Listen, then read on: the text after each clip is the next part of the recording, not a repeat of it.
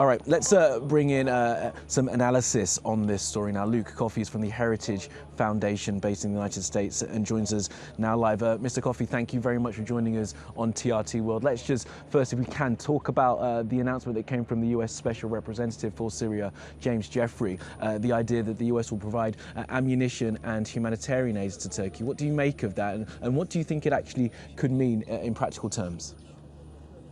This is a very positive development, without a doubt, especially at a time when the Turkish military is so heavily engaged in northern Syria against the Russian-backed Assad forces. This sends the right message from the United States, not only to the Turkish military, but to the Turkish people, that we recognize the sacrifices that Turkey is making, and we are here to support Turkey in this endeavor.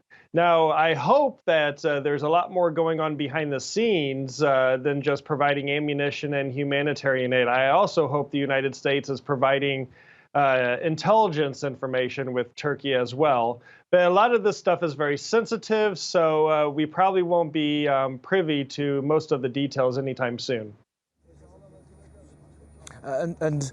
Representative Jeffrey did mention that there would be, of course, intelligence sharing as NATO partners, but there was no mention of those Patriot missile batteries that, of course, Turkey has been talking with the United States about, and that would be a serious moment. But do you think there is anything political in this? There's a concern, I think, in US politics that the US doesn't want to get drawn back into a war in this part of the world. Do you think that James Jeffrey is trying to go as far as possible, but not as far as some people would like? I think Turkey has demonstrated that it's willing to carry the heaviest part of the burden, and they're doing so today. It is only the Turkish military that is stopping a major humanitarian crisis in Europe, and a major humanitarian crisis that spills over into Europe impacts the United States without a doubt.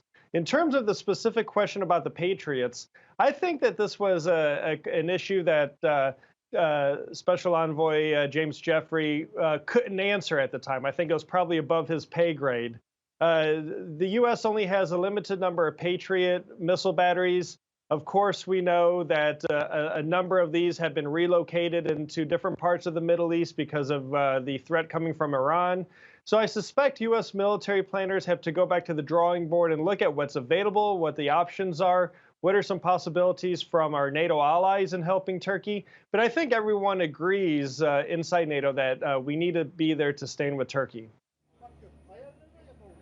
And Luke, on the humanitarian side of this, there was mention there from the UN ambassador, Kelly Clark, that there would be humanitarian assistance given to Turkey for the millions of people who are waiting over that border in Idlib. Do you think that that will perhaps spur some others in the international community to reach into their pockets and help as well? As the United Nations said this morning, everyone needs to redouble their efforts to help the millions of people who are still out of their homes because of the fighting.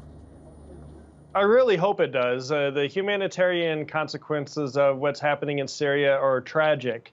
And Turkey, of course, with its almost 4 million Syrian refugees already, cannot carry this burden alone. And the United States was right to offer this additional humanitarian assistance. And also the international community needs to step up. And hopefully this will be the beginning of a process that will start to improve U.S.-Turkish relations, which have been so strained over the past couple of years because of various issues, some related to Syria, some not related to Syria. But hopefully this willingness by the United States to help Turkey during this difficult time will be the beginning of an improved relationship. Yeah, strange is a very careful word for it, Luke. And finally then, there's a big meeting coming on the 5th of March between Vladimir Putin and Recep Tayyip Erdogan. Of course, Turkey meeting with Russia, and the chance that a NATO partner does get engaged with fighting against Russia is one that the world really doesn't want to see. What do you think the United States will be doing behind the scenes, perhaps, to try and make sure that Turkey has all the support it needs? The United States will, in this case, I think will have very limited influence in this meeting. I think that what we're seeing now between Turkey and Russia is just the realization that these two countries are often competitors, if not in conflict with one another. This is what history shows us. Going back 300 or 400 years, History shows this. So this rapprochement that we've seen over the past couple of years between President Erdogan and President Putin actually goes against the grain of history, and we're seeing this play out today in Idlib. So I hope that President Erdogan sticks to his guns, that he takes a tough line. What Russia is doing is unacceptable. Russia is enabling Assad to kill Turkish forces, and President Erdogan needs to make very clear that he's not going to back down. And I think whenever someone stands up to Russia, when someone shows strength to Putin, he backs down, and I hope this is what happens. Absolutely. Well, it remains to see what does happen. Luke Coffey from the Heritage Foundation, thank you very much for that. Well, that's